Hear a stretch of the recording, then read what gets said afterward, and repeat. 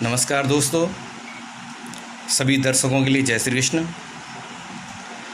दर्शकों, हम आज बात करेंगे आपसे 21 जून का जो सूर्य ग्रहण है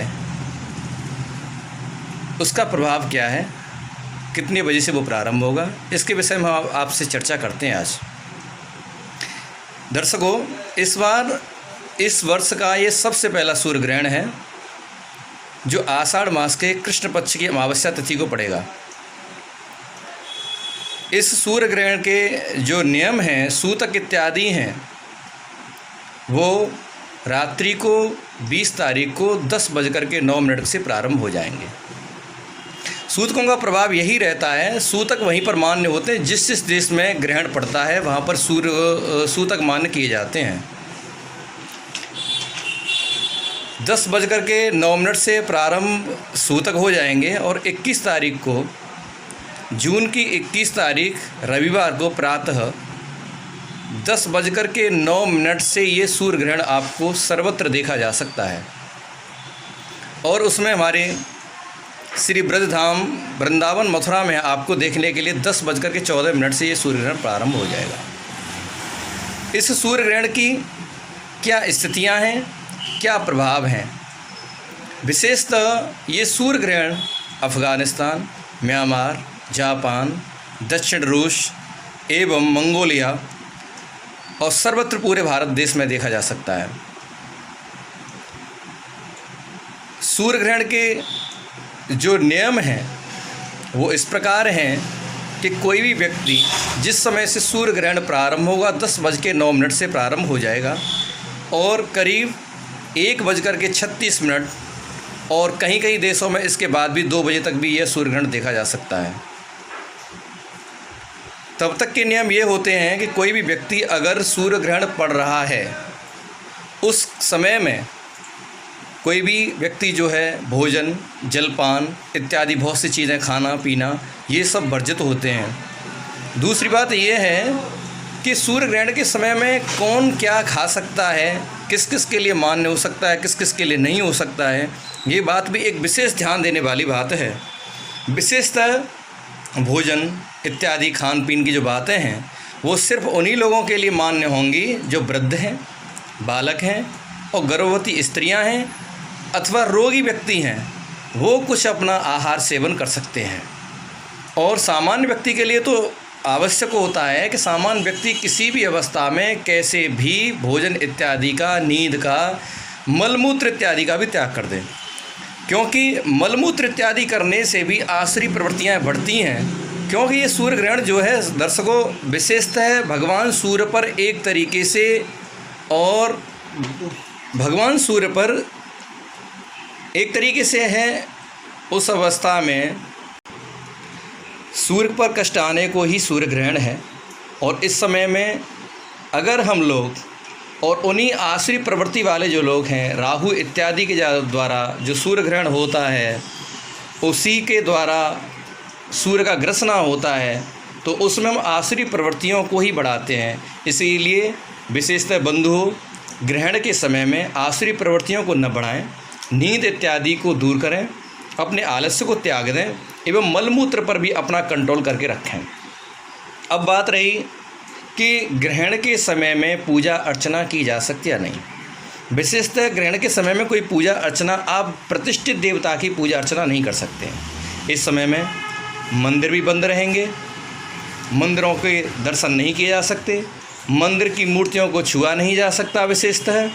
इसलिए इस समय में अगर आपको कोई पूजा पाठ करना है किसी प्रकार का, तो उसके लिए सबसे पहले है कि आप 10:09 से जब ये सूर्य ग्रहण प्रारंभ होगा उससे पूर्व ही आप स्नान कर लें और स्नान करने के बाद अपने इष्ट की आराधना, गुरु मंत्र का जाप, और विशेषतः इतना भी न कर पाएँ तो सूर्य मंत्र का जाप, आदित्य हृदय स्तोत्र का पाठ, ओम ह्रां ह्रीं ह्रौं श सूर्याय नमः, इस मंत्र का आप जाप कर सकते हैं। इसके करने से भी सूर्य की अवस्थाएं आपकी जन्मांग में अगर कहीं भी अच्छी स्थितियों में नहीं है तो उसका आपको प्रभाव अच्छा मिलेगा। और जब तक अपनी पूजा पाठ क्रिया को, अपने जप को, धार्मिक किताबों के पढ़ने को एवं अच्छे अच्छे विचारों का मनन करने से आपके लिए अनिष्टकारी सूर्य ग्रहण का प्रभाव नहीं होगा। विशेषतः ये सूर्य ग्रहण जो है कई राशियों पर अपना अपना अलग अलग प्रभाव देगा। अलग अलग राशियों के अलग अलग प्रभाव इसके ये होंगे कि किस किस राशि के लिए दर्शन करना इसका शुभ है, किसके लिए अशुभ है और किस किस के लिए सामान्य है। विशेषतः मित्रों, मेष, सिंह, कन्या, मकर, इन राशियों वाले जातक अगर सूर्य ग्रहण का दर्शन करना चाहते हैं तो उनके लिए शुभ मान्य होगा। तथा वृष, तुला, धनु, कुंभ, इन राशियों के जातक अगर सूर्य ग्रहण दर्शन करना चाहते हैं तो इनके लिए सूर्य ग्रहण का जो प्रभाव है वो सामान्य होगा। एवं मिथुन, कर्क, वृश्चिक, मीन, इनके लिए तो विशेषता नेष्ट है। इन राशियों वाले जातक किसी भी प्रकार सूर्य का दर्शन नहीं करें। वैसे तो सूर्य के दर्शन सबके लिए ही अमान्य है कि सूर्य का दर्शन न करें, क्योंकि सूर्य का दर्शन करना ठीक नहीं है उस अवस्था में। उस समय तो सूर्य के लिए बस सिर्फ जितना हो सके एकांत में बैठ करके अपना शुद्ध चित्त होकर के अपने इष्ट मंत्र का पूजा करें, आराधना करें अपने आप में। और हाँ, विशेषता जो माला बहुत से लोग जपते हैं उनके लिए भी कहना है कि वो माला का स्पर्श न करें, विशेषतः करमाला का ही स्पर्श करके अपना जो है जाप करें। गर्भवती स्त्रियां कदापि ही सूर्य ग्रहण का दर्शन न करें, क्योंकि विशेषतः गर्भवती स्त्रियों को सूर्य ग्रहण का दर्शन करने से संतान में अपंगता के लक्षण दिखाई देते हैं और बौद्धिक स्तर भी बहुत कमज़ोर होता है बच्चे का। इसलिए जो स्त्रियां गर्भवती हैं वो तो कदापि ही सूर्य का दर्शन न करें। और विशेषतः सामान्य लोगों के लिए मान्य है कि कोई भी दर्शन सूर्य का न करे, बल्कि सिर नीचे करके अपना और भगवान का जप करें। दूसरी बात, ग्रहण में अपने इष्ट देव की अधिक से मंत्रों का जाप करें। यह ग्रहण मृगशिरा एवं आर्द्रा नक्षत्र में जन्मे जातक और जिनकी मिथुन राशि है उनके लिए विशेष मान्य होगा कि वो लोग इसका दर्शन कदापि ही न करें। तथा ग्रहण की समाप्ति के बाद दर्शकों, आप अपने घर की साफ़ सफाई करें। साफ़ सफाई करने के बाद में आप जो है दान कर सकते हैं। और दान विशेषतः है गेहूं के आटा, गुड़, मसूर की दाल एवं छाता, उपानह तथा उड़द की दाल और काली वस्तुओं का दान, इन सब का दान आप कर सकते हैं, जिससे कि आपको ग्रहण के दुष्प्रभाव से बचा जा सकता है। जिन राशियों के लिए विशेषतः दुष्प्रभाव वाला ग्रहण है उनके लिए तो मैं विशेषता यही कहूँगा कि वो लोग तो इसके बाद में ज़रूर दान पुण्य अवश्य करें, क्योंकि दान पुण्य करने से ग्रहण का जो अशुभ फल है वो हमें प्राप्त नहीं होगा। और इस ग्रहण की विशेषता इस प्रकार है, क्योंकि 3 ग्रहों की युतियाँ हुई हैं और वो 3 ग्रहों की युतियाँ भी 16 जून से ही प्रारंभ हो गई हैं, इसलिए इसके कुछ दुष्प्रभाव भी होंगे। विशेषतः महामारी का फैलना, सीमा पर विवाद बनना, राजनेताओं में आपस में टकराव की स्थितियां पैदा होना और कहीं कहीं बहुत ही अनावृष्टि होना, अतिवृष्टि का होना, भूकंप इत्यादि का होना, इसके बहुत से फल होंगे इस ग्रहण के द्वारा। इसलिए सज्जनों, इस ग्रहण के लिए आप अपने दान पुण्य, जप, इष्ट देव की मंत्र का जाप एवं देव आराधना करने से इसके ग्रहण के प्रभावों से बचा जा सकता है।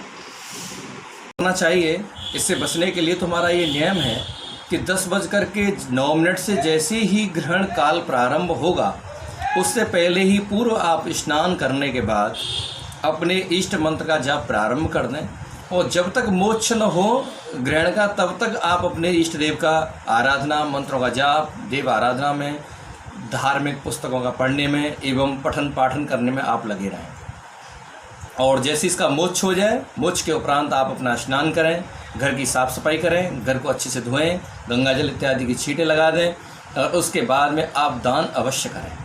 दान से हम ईश्वर से मंगल कामना करते हैं। और विशेषतः जो राशि जानने के इच्छुक हैं, जो दर्शक ये जानना चाहते हैं कि राशि पर क्या प्रभाव रहेंगे दर्शकों, उसके लिए ब्रह्मर्षि एस्ट्रोलॉजी पॉइंट मथुरा में है, आप वहां पर संपर्क कर सकते हैं और हमारे मोबाइल नंबर से आप हमें पहले ही संपर्क कर सकते हैं और जान सकते हैं अपने समय को। उसके लिए आप हमें हमारे कॉन्टैक्ट नंबर, कार्यालय का जो नंबर है उस पर आप कॉल कर सकते हैं और आप उसको नोट भी कर सकते हैं। नंबर है, आप नोट करें, 9759180065, 9759180065। अपनी किसी भी समस्या का समाधान के लिए एवं ग्रहण इत्यादि से संबंधित जो भी आप जानकारी प्राप्त करना चाहते हैं तो वो आप जानकारी प्राप्त कर सकते हैं। आज के लिए बस इतना ही। जय श्री कृष्ण।